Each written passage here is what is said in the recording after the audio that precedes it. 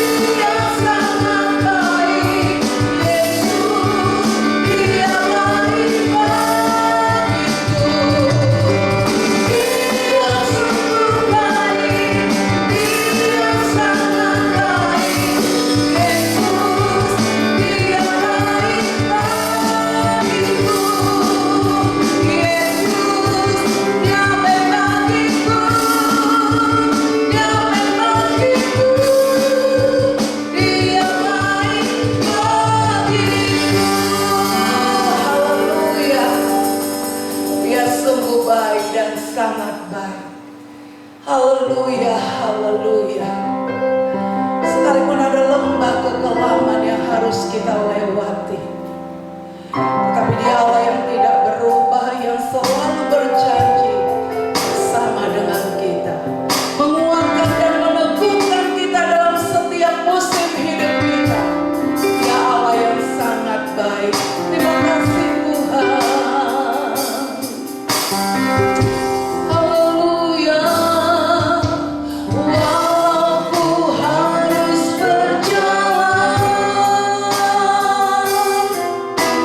Dalam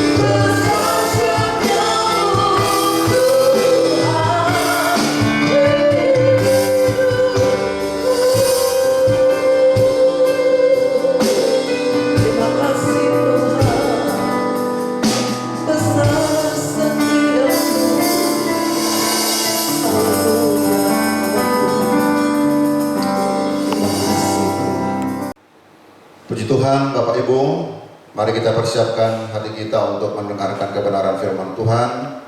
Mari kita berdoa. Kami bersyukur pada saat ini Tuhan, kembali kami boleh mendengarkan kebenaran firman-Mu. Kebenaran firman Tuhan yang akan tetap menguatkan kami, menghibur kami, menolong kami, bahkan memampukan kami untuk kami menjalani hari-hari yang penuh kesulitan dan tantangan di hadapan kami.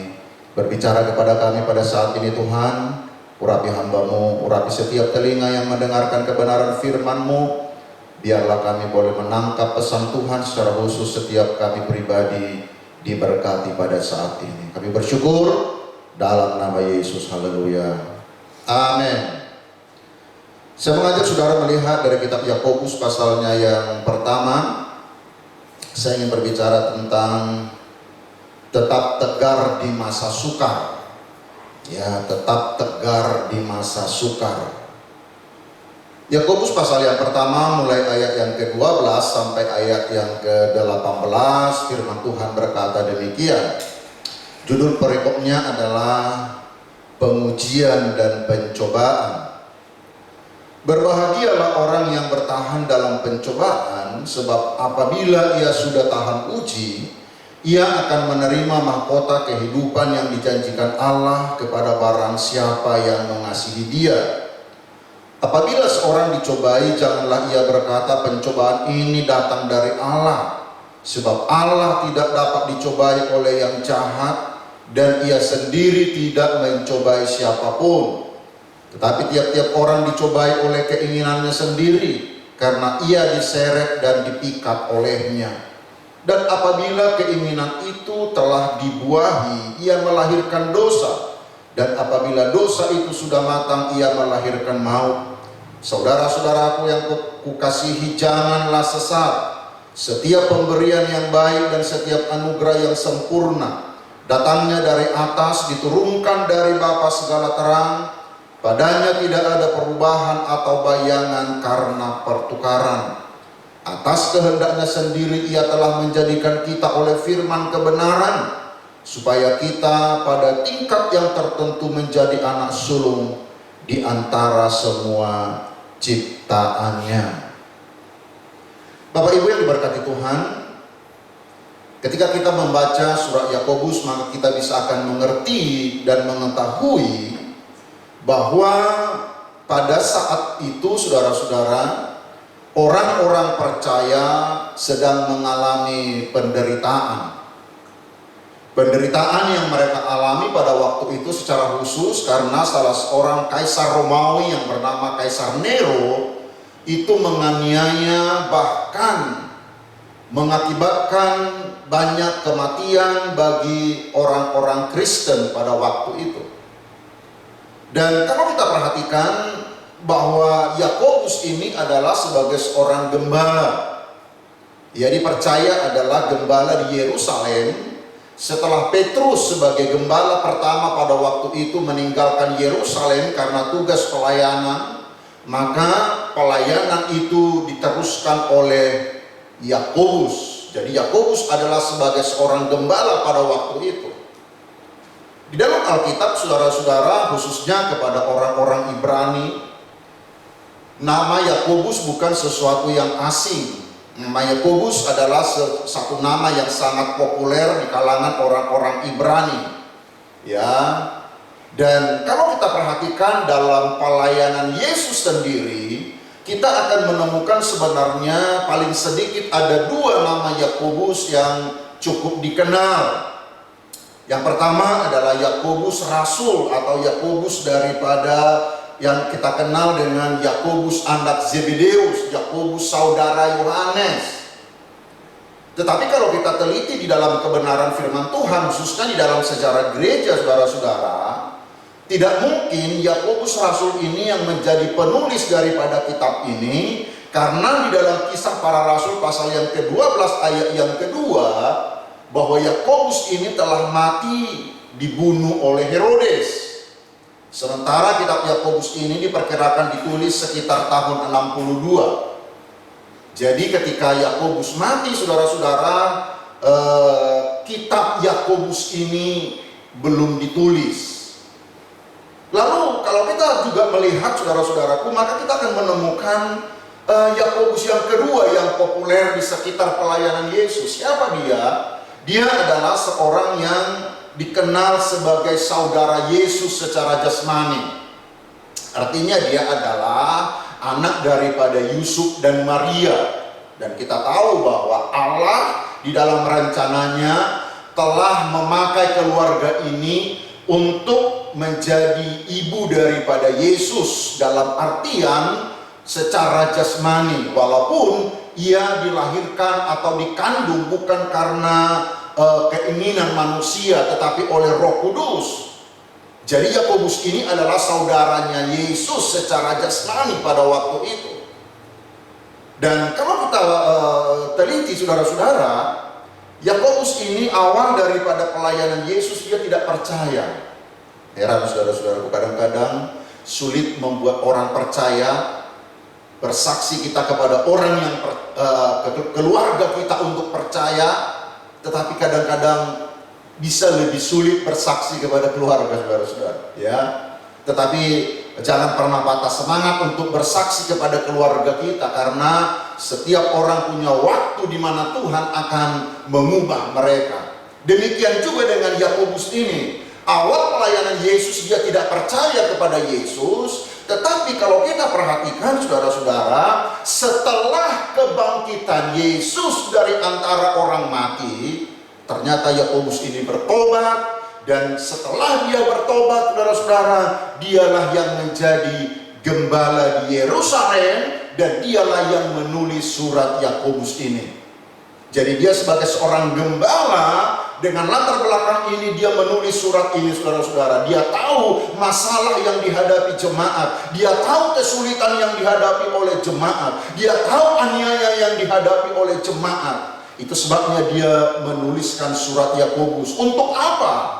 Supaya mereka bisa tetap tegar di masa-masa yang sukar. Nah, Bapak Ibu yang diberkati Tuhan, mari kita lihat dulu apa yang disampaikan oleh Yakobus di dalam suratnya ini. Bagaimana caranya supaya jemaat itu, supaya orang percaya itu bisa tetap tegar di masa yang sukar. Saya berdoa pada saat ini setiap kita juga ketika kita menghadapi hal-hal yang sukar, saudara-saudara, kita bisa tetap tegar, katakan amin. Kita bisa tetap kuat sekalipun dalam masa-masa yang sukar. Nah, Bapak Ibu yang diberkati Tuhan, apa yang perlu kita lakukan, apa yang harus ada dalam kehidupan kita supaya kita bisa tetap tegar di masa yang sukar. Yang pertama, mari saya mengajak saudaraku kembali melihat Yakobus pasal yang pertama ini. Ayat 16 dan 17 berkata begini: saudara-saudara yang kukasihi, janganlah sesat. Setiap pemberian yang baik dan setiap anugerah yang sempurna datangnya dari atas, diturunkan dari Bapa segala terang. Padanya tidak ada perubahan atau bayangan karena pertukaran. Bapak Ibu perhatikan, setiap pemberian yang baik. Artinya apa, saudara-saudara? Yang harus ada dalam kehidupan kita ketika kehidupan kita mengalami kesulitan, ketika hidup kita mengalami hal-hal yang sukar, menyadari kebaikan Allah yang tidak pernah berubah. Haleluya. Di dalam ayat ini dikatakan, di dalam ayat yang ke-6, saudara-saudara yang kukasihi, jangan sesat. Kenapa dia berkata saudara seperti itu? Karena kalau kita berpikir, kalau kita beranggapan bahwa Allah itu baik hanya ketika kita diberkati, Allah itu baik hanya ketika kita mendapat jawaban doa, Allah itu baik hanya ketika kita melihat mujizat Tuhan. Tetapi ketika kita menghadapi kesukaran, kita beranggapan Tuhan itu tidak baik. Maka Yakobus berkata jangan sesat. Sesat adalah ketika kita berpikir bahwa Allah itu berubah-ubah, saudara-saudara. Perhatikan dulu di dalam ayat 17 bagian yang terakhir dikatakan, padanya tidak ada perubahan atau bayangan karena pertukaran. Artinya apa? Dia Allah yang baik, selalu baik, sangat baik, dan akan tetap baik. Ini yang harus ada dalam kehidupan kita, saudara-saudara. Saya sering katakan begini, jangan ukur kebaikan Tuhan dengan apa yang terjadi dalam hidup kita. Karena pengalaman kita atau apa yang terjadi dalam hidup kita mengalami perubahan-perubahan. Kehidupan kita ini mengalami perubahan-perubahan. Situasi yang terjadi dalam hidup kita itu silih berganti, saudara-saudara. Dan jangan ukur kebaikan Tuhan karena pengalaman yang silih berganti itu. Kita harus sungguh-sungguh sangat percaya bahwa kebaikan Allah tidak pernah berubah. Dia selalu baik, tidak peduli apakah masa musim kemarau, musim hujan, musim apapun yang sedang kita hadapi pada hari-hari ini. Dia Allah yang baik. Selama 40 tahun bangsa Israel di dalam perjalanan mulai dari tanah Mesir menuju kepada tanah perjanjian. Dan mereka banyak mengalami hal-hal yang baik, tetapi juga ada kalanya menghadapi hal-hal yang sukar. Ada kalanya mereka kehabisan air, ada kalanya mereka melihat mujizat, ada mata-mata air yang Tuhan berikan. Ada kalanya mereka menghadapi jalan buntu, tetapi ada kalanya mereka melihat mujizat Tuhan ketika tidak ada jalan. Jangan ukur kebaikan Tuhan ketika dengan perubahan-perubahan itu. Dia tetap Allah yang baik dan dia akan selalu baik. Apapun yang terjadi dalam hidup kita, untuk kita bisa tetap tegar dalam masa sukar ini, menyadari kebaikan Allah yang tidak pernah berubah. Haleluya. Jadi itu yang pertama, saudara-saudara, untuk kita bisa tetap tegar di masa yang sukar, menyadari kebaikan Allah yang tidak pernah berubah. Nah, yang kedua, di dalam ayat 19 sampai 20, hal yang kedua, untuk kita bisa tetap tegar dalam masa yang sukar, mari kita belajar berdiam diri di hadapan Tuhan. Saya baca ayat ini berkata, hai saudara-saudara yang kukasihi, ingatlah hal ini. Setiap orang hendaklah cepat untuk mendengar, tetapi lambat untuk berkata-kata, dan juga lambat untuk marah. Sebab amarah manusia tidak mengerjakan kebenaran di hadapan Allah. Perhatikan dulu, saudara-saudara yang kukasihi, ingatlah ini. Setiap orang hendaklah cepat untuk mendengar, tetapi lambat untuk berkata-kata. Ya, Paulus ingin memesankan kepada kita, saudara-saudara, ketika kita menghadapi kesulitan, ketika kita menghadapi kesukaran, coba kita belajar berdiam diri di hadapan Tuhan. Ada banyak masalah, ada banyak pergumulan, semakin besar dalam hidup kita, karena kita meresponinya dengan keliru. Kita bukannya berdiam diri di hadapan Tuhan, tetapi kita melakukan sesuatu tindakan-tindakan, bahkan tindakan-tindakan yang bodoh dalam hidup kita. Ketika kita menghadapi masalah, saudara-saudara, Yakobus katakan, belajarlah berdiam diri di hadapan Tuhan. Nah, ketika kita belajar berdiam diri di hadapan Tuhan, apa yang harus kita kerjakan, saudara-saudara? Sekali lagi, daripada kita mengeluh dalam hidup ini, daripada kita menggerutu dalam hidup ini, belajarlah berdiam diri di hadapan Tuhan. Dan ketika kita berdiam diri di hadapan Tuhan, di dalam ayat 21, ketika saudara sedang berdiam diri di hadapan Tuhan, ada dua hal yang Yakobus sampaikan. Yang pertama, saudara-saudara, perhatikan ayat 21. Sebab itu buanglah segala sesuatu yang kotor dan kejahatan yang begitu banyak itu, dan terimalah dengan lemah lembut firman yang tertanam di dalam hatimu, yang berkuasa menyelamatkan jiwa. Dia katakan, buang segala sesuatu yang kotor dan kejahatan itu. Saya menyebut ini ketika kita berdiam diri di hadapan Tuhan, mari kita mengintrospeksi diri kita, saudara-saudara. Siapa tahu memang ada hal-hal di mana kita perlu mengubah hidup kita. Siapa tahu memang ada hal-hal yang harus kita perbaiki dalam hidup kita. Ketika kita mengintrospeksi diri kita, Allah menegur kita, Allah mengingatkan kita, bahkan mungkin ada hal yang harus kita bertobat terhadap sesuatu hal yang tidak berkenan kepada Tuhan. Sekali lagi saudara-saudara, ketika engkau berdiam diri di hadapan Tuhan, buatlah introspeksi dalam dirimu, saudara-saudara. Bahkan saya secara pribadi sebagai seorang hamba Tuhan, ada banyak kali saya harus introspeksi diri saya, saudara-saudara. Karena ada kalanya ada hal-hal yang tidak sesuai dengan keinginan Tuhan yang mungkin ada di dalam hati saya.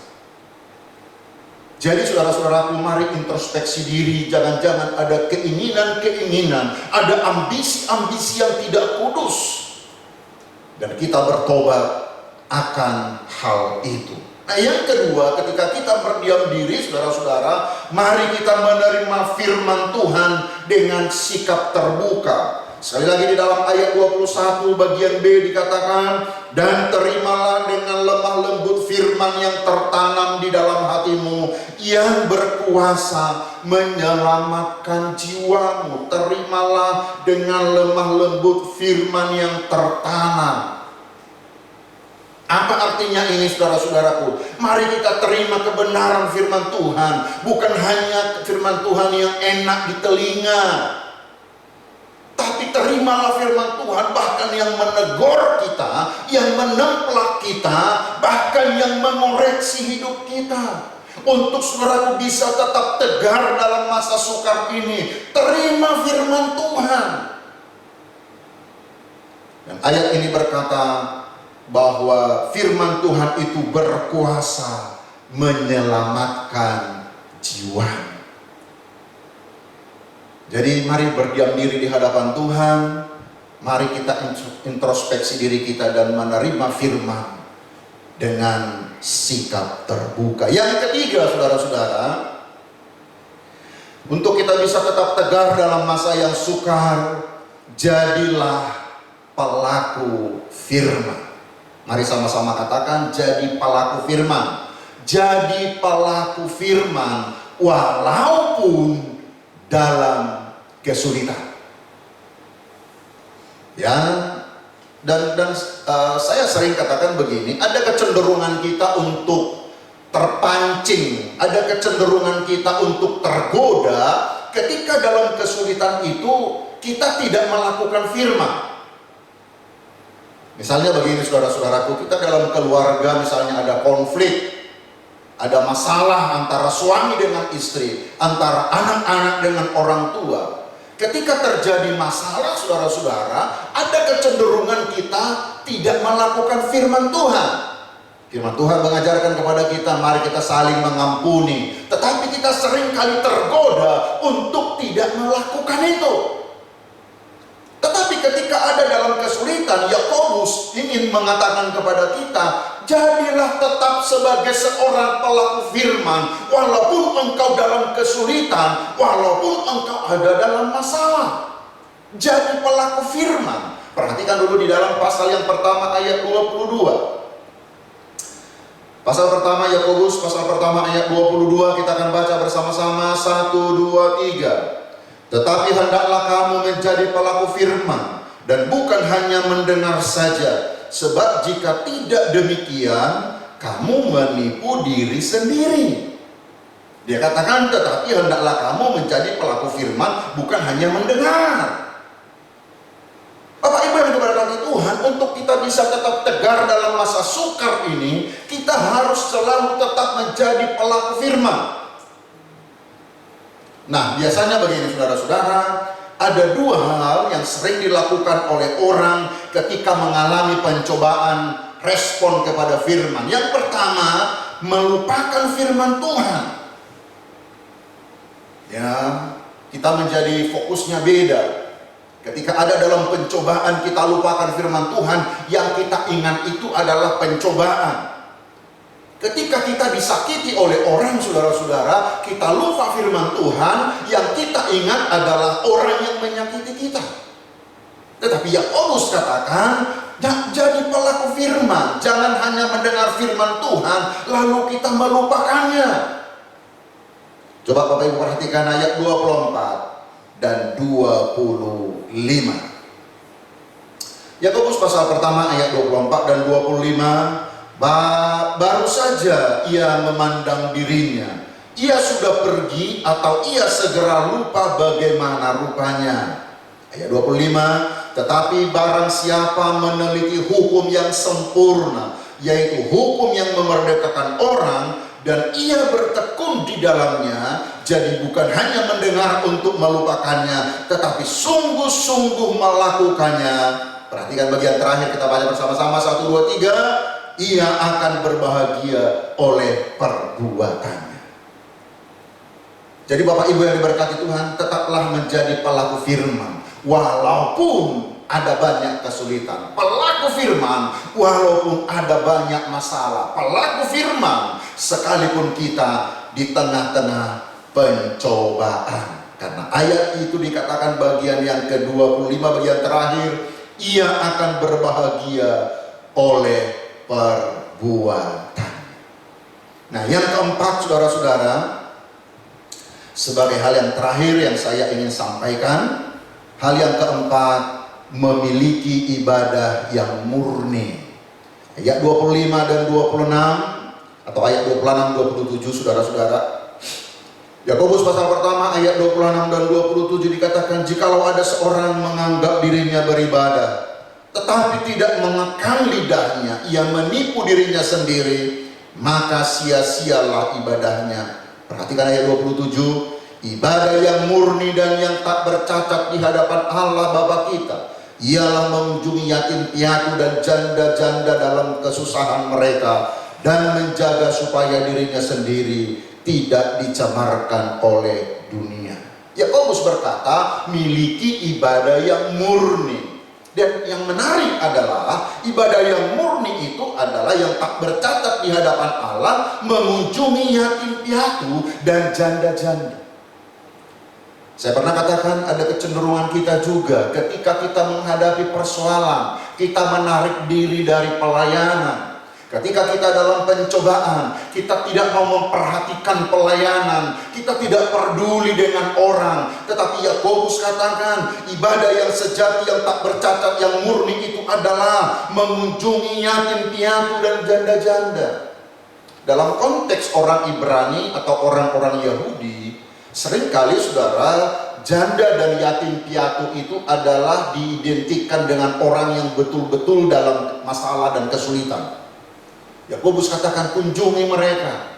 Karena dengan melihat dan mengunjungi janda-janda dan yatim piatu ini, maka kita bisa melihat ternyata ada orang yang lebih sulit, ada orang yang lebih susah dari kita, saudara-saudara.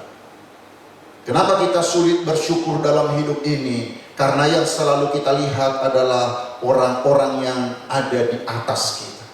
Padahal sebenarnya masih jauh lebih banyak juga orang yang lebih sulit dari kita, orang yang lebih susah dari kita. Orang-orang itu tetap sukacita. Harusnya kita jauh lagi harus lebih bersukacita dari mereka. Itu sebabnya Yakobus katakan, mengunjungi janda-janda dan anak yatim piatu. Milikilah ibadah yang murni, engkau akan tetap tegar dalam masa suka.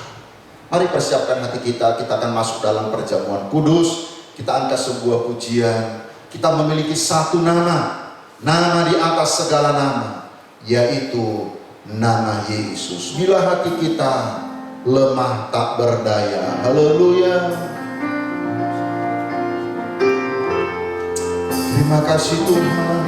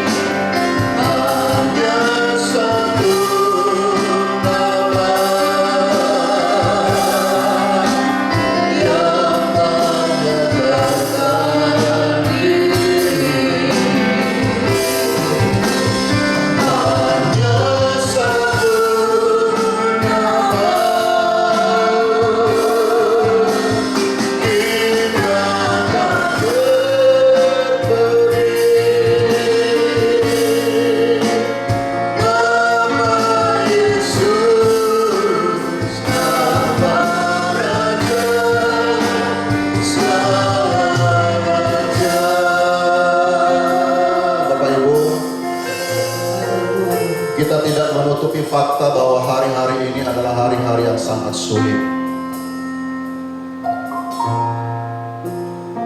Hari-hari ini adalah hari-hari yang sangat sukar. Tetapi sekalipun kita ada di dalam masa-masa yang sangat sukar ini, engkau bisa tetap tegar di masa-masa sukar ini.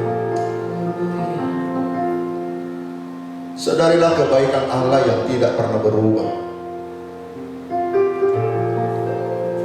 Kebaikannya bukan hanya karena menolong kita, kebaikannya bukan karena hanya memberkati kita, kebaikannya bukan hanya karena ketika kita melihat mujizat, tetapi kebaikan yang terbesar yang Tuhan sudah kerjakan adalah Dia sudah menyelamatkan kita. Dia sudah berikan segala-galanya, Dia berikan nyawanya, Dia berikan hidupnya supaya kita juga memperoleh hidup yang kekal. Mari persiapkan roti dan air anggurmu. Kita akan mengingat tentang perjamuan kudus, mengingat kita tentang kebaikan Tuhan. Bapak yang baik, berkati roti dan air anggur yang sebentar kami akan makan dan minum. Biarlah hati kami tetap tertuju dan mengingat Engkau sangat baik dalam hidup kami. Kau mati untuk menebus kami. Terima kasih Bapa yang baik. Mari jemaat Tuhan yang mengikuti ibadah perjamuan kudus ini, angkat rotimu, dengarkan firman Tuhan. Sebab apa yang telah kuteruskan kepadamu telah aku terima dari Tuhan, yaitu bahwa Tuhan Yesus pada malam waktu Ia diserahkan mengambil roti, dan sesudah itu Ia mengucap syukur atasnya, Ia memecah-mecahkannya dan berkata, inilah tubuhku yang diserahkan bagi kamu, perbuatlah ini menjadi peringatan akan aku. Kita makan bersama-sama dalam nama Yesus.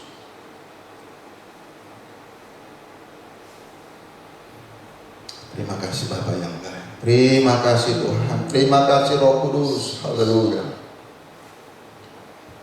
Mari kita angkat cawan minuman kita.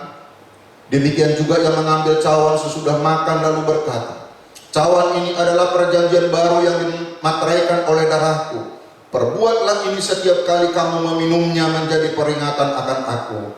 Sebab setiap kali kamu makan roti dan minum cawan ini, kamu memberitakan kematian Tuhan sampai Ia datang. Kita minum bersama-sama dalam nama Yesus. Terima kasih Bapa yang baik. Terima kasih Roh Kudus. Terima kasih Tuhan. Haleluya. Hanya satu nama yang mengenalkan hati. Hanya satu nama yang mengenalkan diri. Hanya satu nama ingat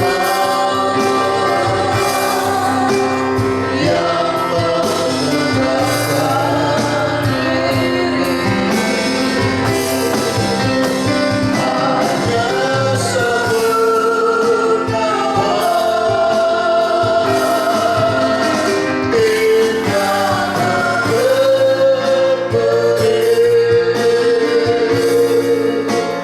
Nama Yesus, nama Raja Saja. Hamba berdoa Tuhan, setiap kami yang sudah mendengarkan dan mengikuti ibadah ini akan tetap tegar di masa sukar. Amin. Hamba berdoa setiap umat-umat-Mu Tuhan, berikan mereka kekuatan, bahkan pemahaman yang benar bahwa Engkau selalu baik, sangat baik, dan tetap akan baik Amin. apapun yang terjadi dalam hidup kami.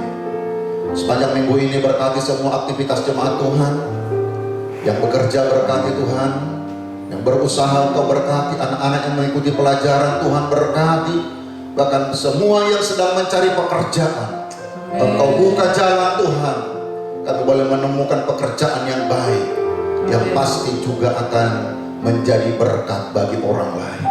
Terima kasih Tuhan, yang lemah dikuatkan, yang sakit disembuhkan, dalam peperangan mengalami kemenangan. Terima kasih Bapa yang baik. Mari Bapak Ibu kita akan terima berkat Tuhan.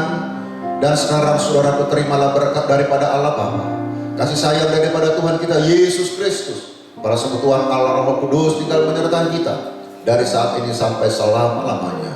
Dalam nama Tuhan Yesus yang diberkati Tuhan, mari sama-sama katakan amin, amin, amin. Puji Tuhan, tetap tegar sekalipun ada masa sukar. Tuhan Yesus memberkati.